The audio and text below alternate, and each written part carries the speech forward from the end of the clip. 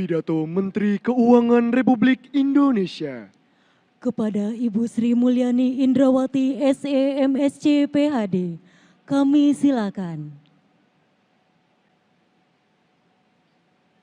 Baik, terima kasih. Bismillahirrahmanirrahim.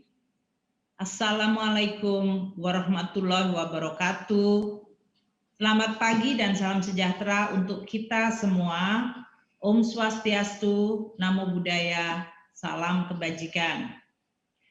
Yang saya hormati Kepala BPKP, Pak Yusuf Ateh, Bapak Wakil Menteri Keuangan Republik Indonesia, Bapak Suha Hasil Nazara, Ketua Ikanastan, Bapak Helmi Yahya, Sekretaris Jenderal Kementerian Keuangan, Bapak Hadianto, Kepala BPPK dan Direktur PKN STAN, Kepala BPPK Pak Rio dan Direktur PKN STAN, dan seluruh pejabat pegawai di lingkungan Kementerian Keuangan, para dosen PKN STAN, dan yang saya cintai para wisudawan, wisudawati, serta yang berbahagia dan memiliki kebanggaan pada hari ini, para orang tua dari para wisudawan. Pertama-tama, mari kita semua pada pagi hari yang baik ini memanjatkan puji syukur kehadirat Tuhan Yang Maha Esa, Allah Subhanahu wa Ta'ala. Karena atas berkat limpahan rahmat-Nya, kita semua dapat berkumpul pagi hari ini untuk melakukan wisuda secara virtual. Kita tetap bersyukur meskipun di dalam kondisi pandemi COVID, kita masih dapat menyelenggarakan acara wisuda akbar PKN STAN.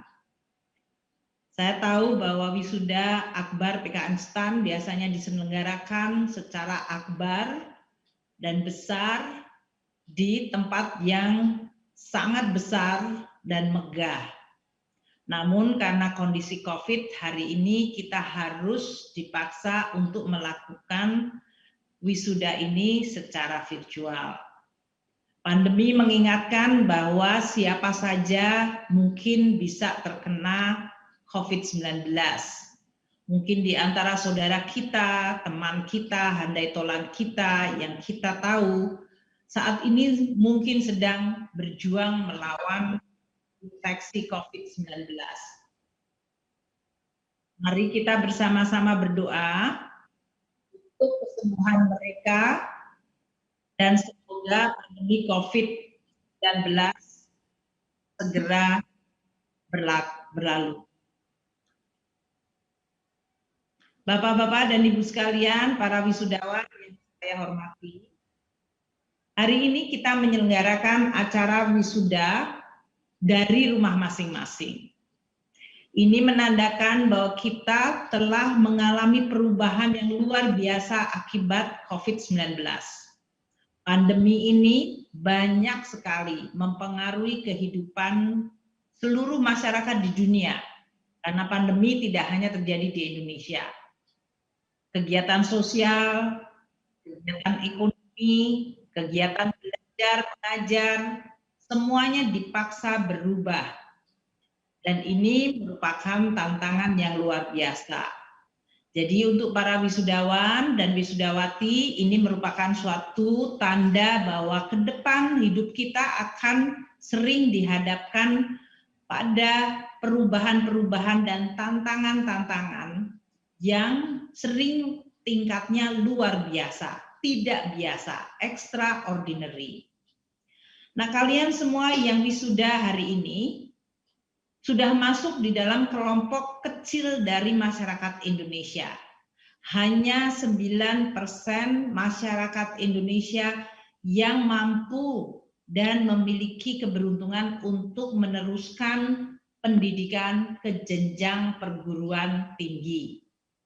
Jadi kalian adalah elit 9%.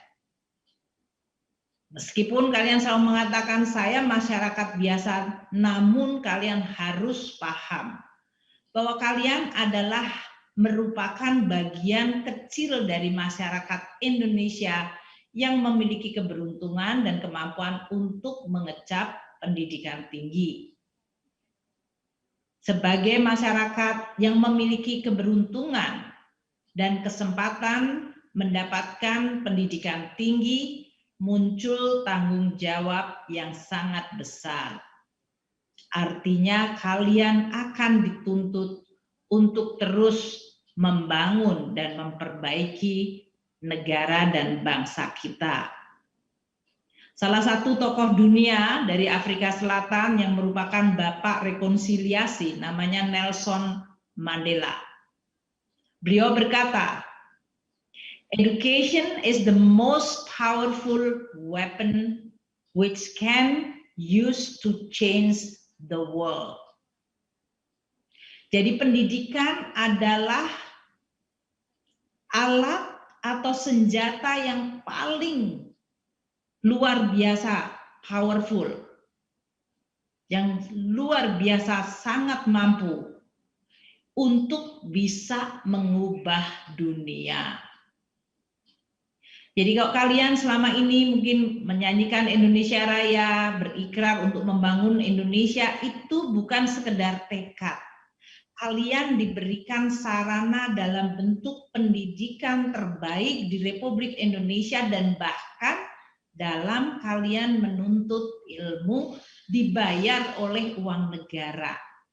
Gunakan ilmu yang telah diberikan itu untuk mengubah dunia, mengubah Indonesia agar menjadi negara yang maju, adil, sejahtera, dan memiliki martabat serta peradaban yang tinggi. Tanggung jawab kalian luar biasa besar. Bagaimana kalian akan dituntut dengan ilmu dan kesempatan yang telah kalian rasakan untuk bisa mengubah dan membangun negeri kita menjadi negara yang maju, adil, sejahtera, dan memiliki martabat serta peradaban tinggi. Jangan kalian menuntut orang lain. Saat sekarang kalian akan dituntut untuk menjadi agen perubahan. Saya juga tahu bahwa tema dari kegiatan wisuda hari ini adalah Araminadia. Araminadia ini akronim dari Tau Ratangga Mamimpin Bonar Anabye Adia. Mungkin kita semuanya merasa asing dan aneh mendengar kata-kata tersebut. Tau Ratangga Mamimpin Bonar Anabye Adia. Kata-kata itu berasal dari bahasa-bahasa daerah di Indonesia yang berbeda-beda. Tau dari bahasa Makassar artinya orang.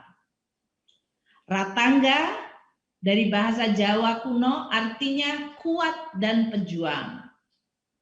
Mamimpin, bahasa Banjar artinya pemimpin.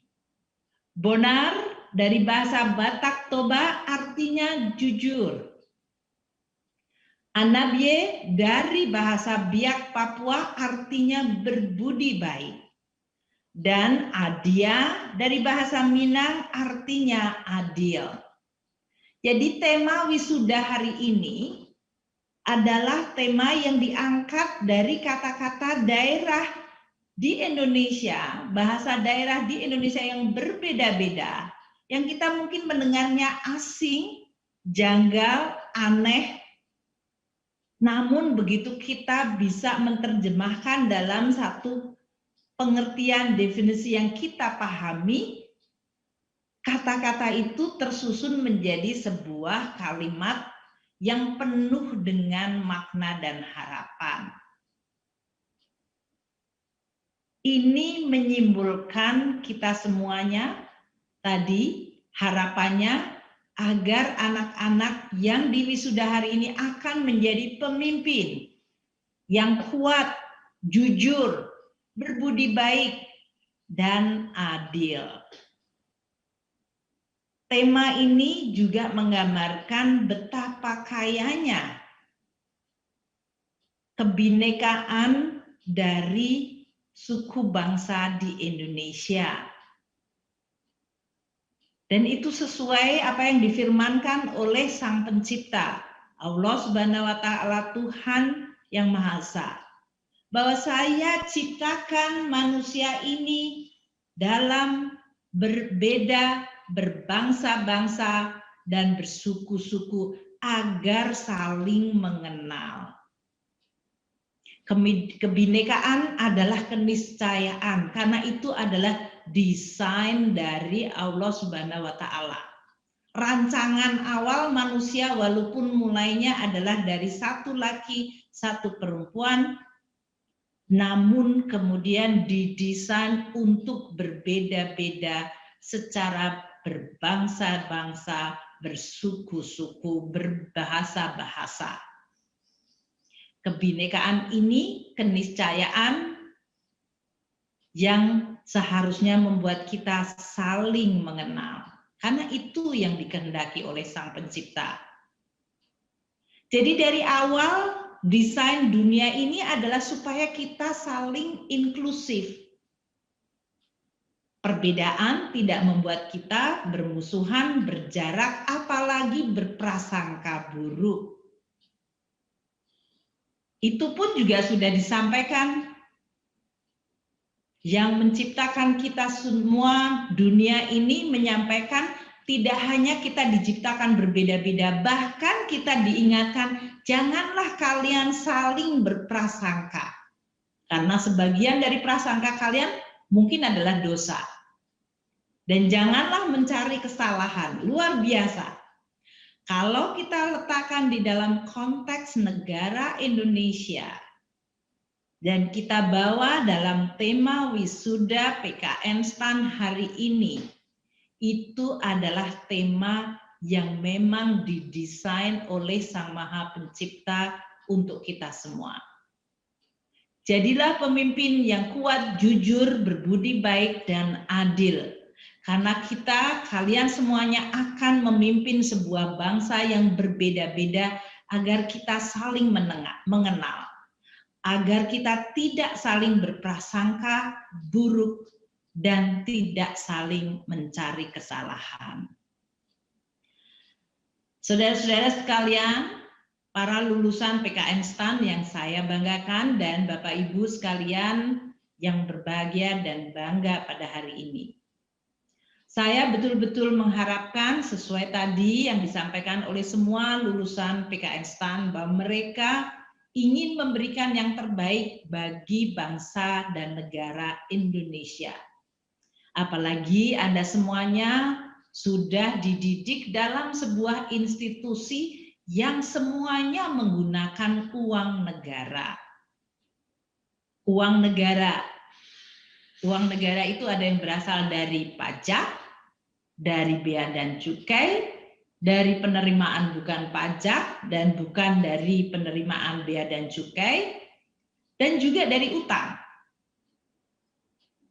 Anda dengan demikian telah menjadi penikmat uang negara. Dan saya senang semua tadi yang dididik bertekad untuk menyumbangkan yang terbaik bagi negara kita. Di dalam suasana sebuah negara dan bangsa yang sangat jelas merupakan bangsa yang begitu bineka. Saya berharap selama kalian belajar selama 1 tahun, tidak hanya belajar dari buku, tapi kalian belajar dari teman-teman kalian yang sungguh berbeda-beda.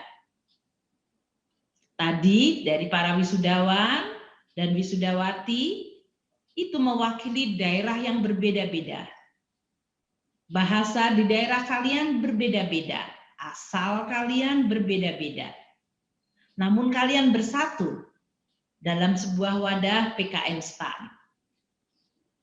Saya berharap proses belajar untuk mengenali perbedaan, namun kita merasa satu, itu dapat kalian rasakan dan terus dijaga. Perbedaan itu membuat kita bahkan lebih bisa berinovasi. Karena kita ternyata bisa melihat banyak sekali kemungkinan dalam hidup ini. Tidak satu versi, tidak satu bentuk, tidak satu warna, tidak satu pandangan. Inklusivitas dan inovasi serta kreativitas akan membuat bangsa kita menjadi kuat. Nah, mari kita masuk ke dalam tantangan yang kalian hadapi. Tadi salah satu wisudawan menyampaikan, Ibu, saya sudah belajar tidak hanya hard skill, tapi juga soft skill. Saya senang, karena Anda tadi yang program D3 yang alih dan yang asli semuanya memiliki kesempatan yang sama, yaitu kalian akan segera masuk dunia kerja atau bahkan sudah masuk dunia kerja. Pertama, tentu kalian akan dituntut untuk menggunakan ilmu yang kalian sudah pelajari. Tadi dari tata peradaban, etika, sopan santun, kalian menyampaikan terima kasih kepada para pengajar, para dosen. Itu adalah suatu adab yang baik. Selalu tahulah dan pahamlah untuk bersyukur dan berterima kasih. Karena itu adalah sikap soft skill yang sangat penting bagi Anda untuk bisa menjalani kehidupan di dalam dunia kerja. Banyak orang yang IPK-nya tinggi namun dia tidak sukses bekerja karena dia tidak memiliki soft skill yang baik. Banyak contoh, termasuk wisudawan STAN, yang waktu lulus dia termasuk terbaik tapi kemudian tergelincir atau dia tidak sukses. Karena dia berhenti hanya menjadi wisudawan terbaik tapi tidak kemudian belajar dan terus menimba ilmu. Dia tidak mempertajam berbagai skill atau keterampilan lain agar dia mampu bisa terus memberikan yang terbaik. Pesan saya kepada Anda semuanya, jangan berpuas diri meskipun mungkin Anda adalah wisudawan terbaik. Tadi telah disampaikan oleh Direktur STAN bahwa hari ini lulusan dari PKM STAN 3.231, 70%-nya adalah lulus dengan pujian. Luar biasa. Anda semuanya berasal dari keluarga yang luar biasa, dididik oleh orang tua kalian luar biasa, masuk ke PKM STAN, dan Anda tetap bisa menjaga menjadi lulusan dengan predikat pujian. Ini jarang ditemukan di kampus manapun, di mana mayoritas 70% lulusannya adalah predikatnya adalah dengan pujian. Namun jangan kalian jumawa, jangan arogan, jangan tinggi hati, jangan sombong. Mungkin hari ini kita ada di tempat yang terbaik. Coba kita pergi keliling dunia, maka kita tahu Indonesia masih perlu untuk kita bangun dan membutuhkan pemikiran, dedikasi, skill Anda yang luar biasa untuk bisa kita menjadi bangsa yang maju.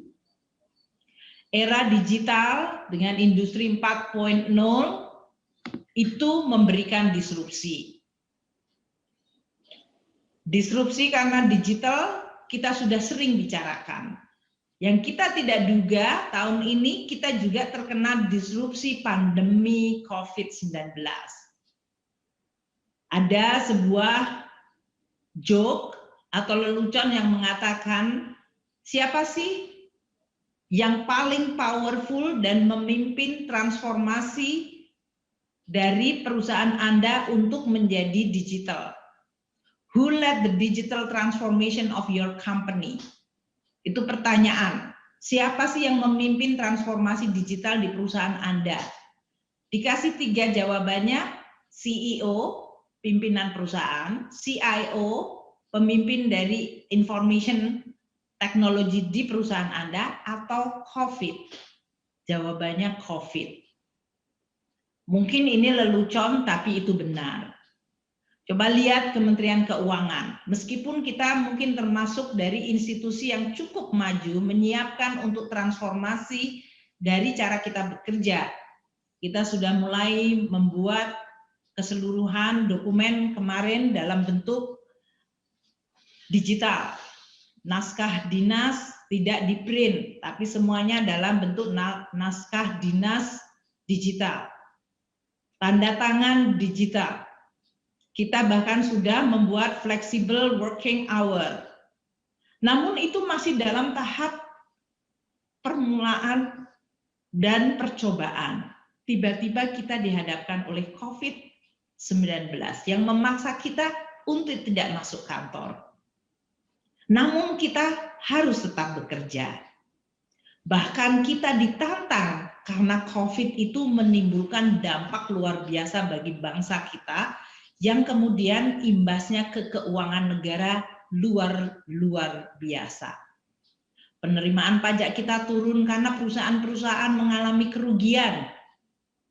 Jangankan mereka bisa beroperasi, mereka tutup. Selain tutup, mereka juga bahkan harus menanggung biaya. Banyak dari sebagian masyarakat kita kehilangan pekerjaan. Masyarakat kita yang usaha kecil menengah juga tidak bisa. Warung-warung Tegal yang biasanya makanan yang menjual di sekitar sekolah, di sekitar kantor, mereka tidak ada lagi yang membeli. Tidak hanya 1 minggu, tidak hanya 1 bulan, ini sudah bulan ke-7. Jadi ini merupakan suatu tantangan yang luar biasa, yang mengubah secara luar biasa cepat dan harus kita bisa atasi. Maka saya berharap bahwa pelajaran akibat COVID-19 yang memaksa kita untuk bertransformasi memberikan pelajaran luar biasa. Waktu kita diberikan tantangan dan dipaksa berubah, kita mampu melakukan penyesuaian. Inilah yang disebut skill yang kalian harus miliki. Jangan jadi manusia yang kemudian tidak bisa melihat perubahan atau bahkan merubah diri kita sendiri untuk menjadi lebih baik. Karena dunia pasti akan berubah. Oleh karena itu, saya berharap kalian yang sudah belajar 1 tahun di PKN STAN, 3 tahun, kalian terus mengasah keterampilan baik ilmu kalian maupun personality kalian, karakter kalian. Tingkatkan kemampuan berkomunikasi, communication skill. Tingkatkan kalian keterampilan berorganisasi, organizational skill. Tingkatkan leadership kalian. Meskipun kalian tidak punya anak buah, karena kalian sekarang mau bahkan menjadi anak buah. Kalian belum menjadi atasan. Namun leadership skill itu penting. Yang penting adalah memimpin diri kalian sendiri. Karena yang paling sulit ditundukkan adalah diri kita sendiri. Maka pimpinlah diri kalian sendiri sehingga Anda nantinya bisa memimpin orang lain. Menjadi manusia yang tidak mudah menyerah. Menjadi manusia yang daya juangnya tidak pernah redup. Resilient, perseverance itu penting. Karena kadang-kadang tantangan dan cobaan itu tidak berjalan dalam waktu singkat. Kalian belajar 1 tahun, kalian belajar 3 tahun, kalian bekerja nanti bertahun-tahun, maka kalian harus memiliki kemampuan untuk terus memiliki daya juang, daya tahan, dan bahkan memiliki energi untuk berinovasi dan menjadi pemenang. Itulah yang saya harapkan untuk seluruh lulusan wisudawan dan wisudawati dari PKN STAN. Saya senang bahwa kalian semuanya adalah generasi milenial yang mewakili kualitas generasi milenial yang baik, cerdas, memiliki ambisi yang baik, dan tekad yang mulia. Namun generasi milenial sering juga dicirikan bahwa kalian cepat bosan atau kurang tahan terhadap tekanan. Buktikan bahwa itu salah.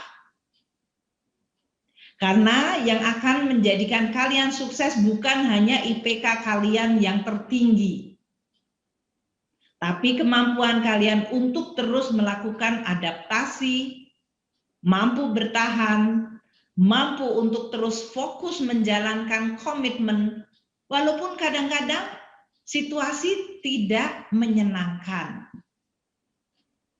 Kita sering dihadapkan. Waktu kalian menjalankan tugas, teman-teman di Bea Cukai menjalankan tugas melayani masyarakat, masih juga bisa dicaci maki. Ini bikin susah aja, Bea Cukai meriksa-meriksa kayak nggak percaya. Kalian nanti yang bekerja di pajak, bekerja dengan dedikasi tinggi tekad untuk mengumpulkan pajak bagi uang negara, kalian tidak akan diterima kasihi.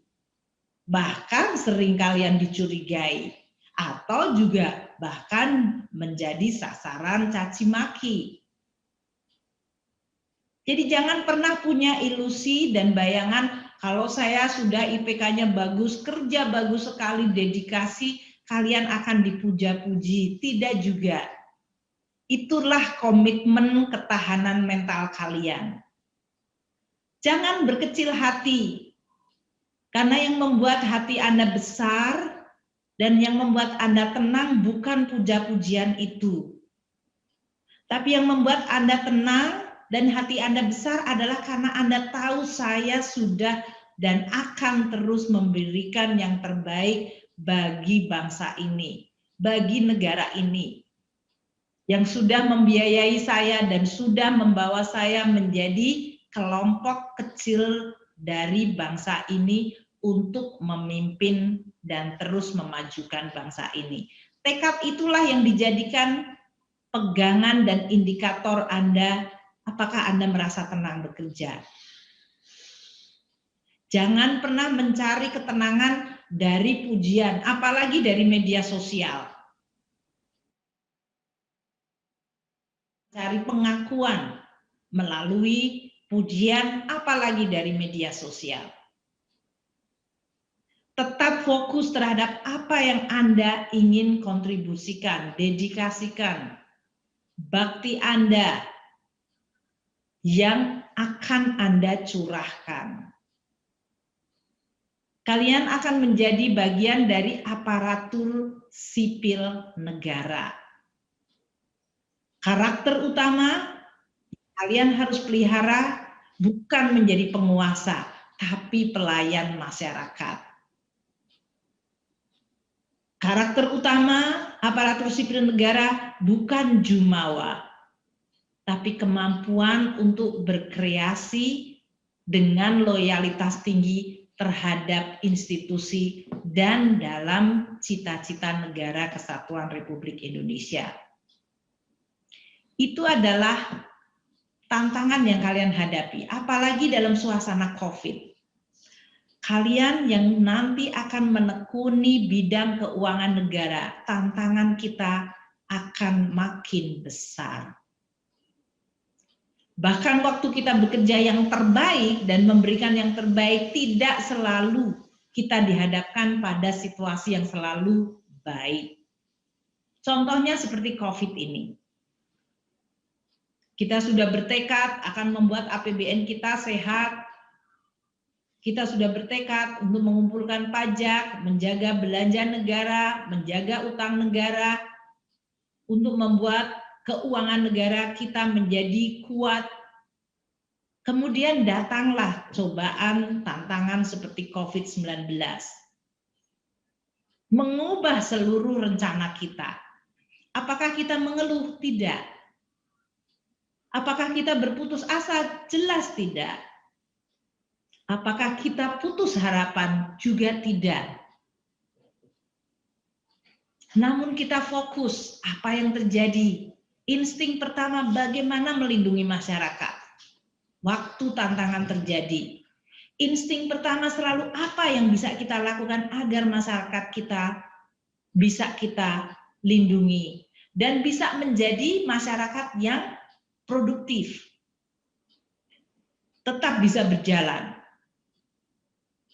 Tantangan-tantangan itu kita jawab dengan bekerja, berpikir, mencari solusi, berpikir kritis, namun tidak sinis, tidak mencerca, tidak berprasangka, apalagi mencari-cari kesalahan. Jadi ikhtiar, kekhusyukan kita untuk bekerja, beribadah, dan keinginan untuk mencari solusi dengan berpikir kritis tidak berarti kalian akan menjadi manusia yang sinis, yang sok tahu, yang arogan, dan kemudian berprasangka dan bahkan menyalah-nyalahkan orang. Itu adalah karakter yang sangat berbeda. Daya tahan Anda untuk terus bisa fokus mencari solusi dan tidak pernah putus asa, itu menjadi kunci bagi Indonesia maju ke depan. Terakhir saya ingin menitipkan yang tadi telah kalian sampaikan. Semuanya bertekad menjadi orang-orang wisudawan-wisudawati akan menjadi pekerja ASN yang memiliki integritas. Kalian bekerja di bidang keuangan negara. Ini adalah uang masyarakat, uang bangsa, uang negara. Bukan uang kita, bukan nenek moyang kita, uangnya bukan uang untuk anak-anak cucu saya sendiri. Tidak, ini adalah uang rakyat. Namun itu adalah uang. Uang adalah godaan yang besar. Dia bisa menjadi sarana untuk kita mencapai tujuan, namun dia bisa menjadi godaan yang nyata. Dan banyak cerita manusia di dunia tergelincir karena godaan uang. Banyak sekali, sangat banyak sekali. Jadi kalau kalian sekarang memiliki tekad untuk menjaga integritas, itu simpanlah di dalam pikiran dan hati kalian. Tekad itu disimpan, dipelihara, setiap hari diperbarui. Kalau kalian makhluk yang beragama dan pasti berdoa, setiap doa kalian ingatkan kembali diri kalian sendiri, memimpin diri sendiri. Ingatkan, ya Allah, ya Tuhan, jagalah hati pikiran saya untuk tetap tidak tergoda kepada uang karena kalian bekerja di bidang keuangan negara. Integritas itu sesuatu yang tidak boleh diperjualbelikan. Integritas itu adalah sesuatu yang menggambarkan karakter Anda. Kalau kalian menjual integritas Anda, kalian tidak lagi berharga. Meskipun nanti mungkin menghadapi kemungkinan akan diberikan uang sogokan, nilainya bisa jutaan, bisa puluhan juta, bisa ratusan juta, bahkan bisa miliar. Namun itu tidak diperjualbelikan. Nilai jutaan, puluhan juta, ratusan juta, miliar itu menjadi tidak ada harganya. Begitu Anda menjual integritas Anda. Anda menjadi tidak punya nilai. Ironis, namun itu benar. Jadi peliharalah integritas Anda. Dan saya senang tadi kalian semuanya menyampaikan terima kasih kepada orang tua, kepada pengajar. Itu adalah nilai-nilai etika dan moralitas kalian. Jaga sopan santun dan etika. Karena orang hidup tidak hanya berdasarkan aturan hukum, tapi juga berdasarkan moralitas dan etika. Integritas, etika, moralitas itu kalian jaga dengan hati-hati dan sepenuh hati. Karena dia adalah yang menggambarkan aset terbaik dari manusia. Pendiri bangsa kita, Bung Hatta, pernah mengatakan, kurang cerdas dapat diperbaiki dengan belajar. Kurang cakap dapat dihilangkan dengan pengalaman. Namun, tidak jujur sulit diperbaiki.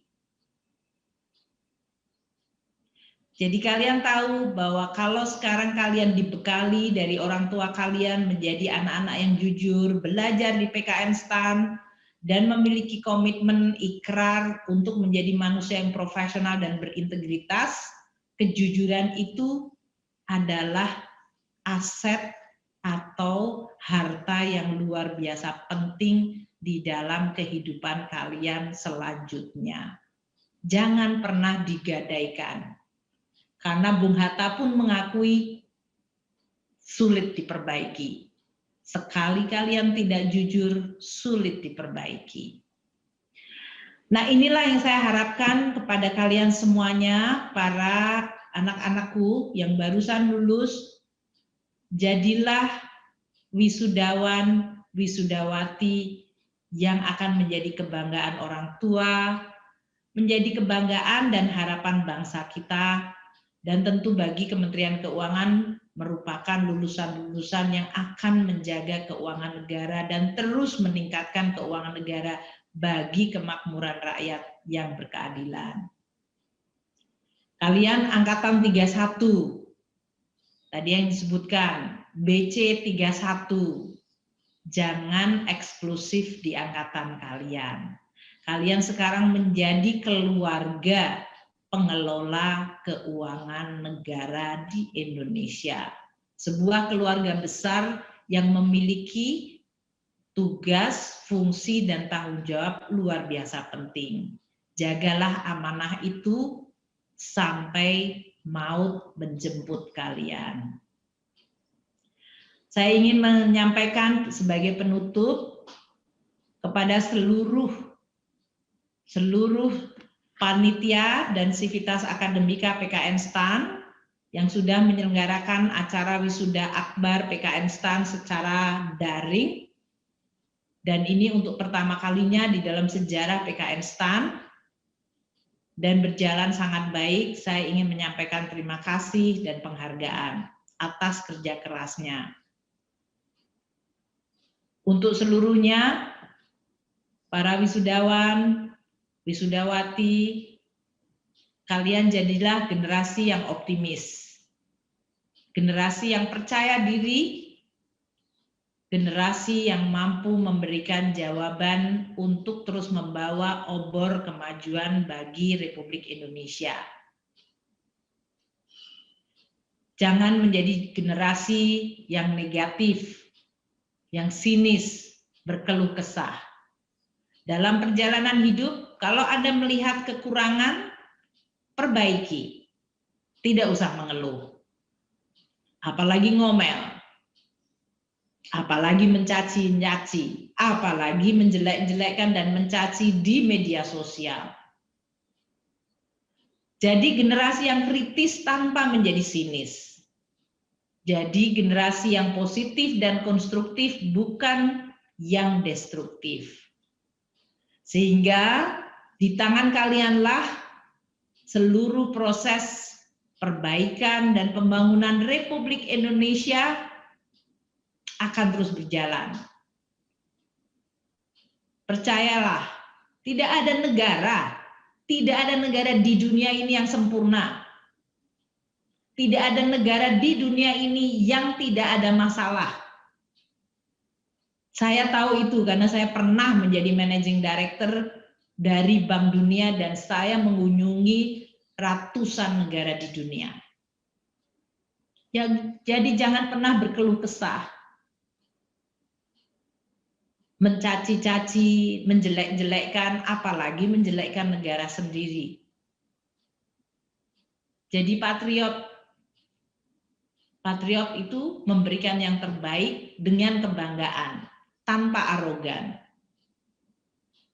Berikan yang terbaik bagi Indonesia, karena Indonesia berhak untuk mendapatkan itu. Dan saya tutup untuk Anda semuanya, jangan pernah lelah mencintai Republik Indonesia. Terima kasih. Wassalamualaikum warahmatullahi wabarakatuh.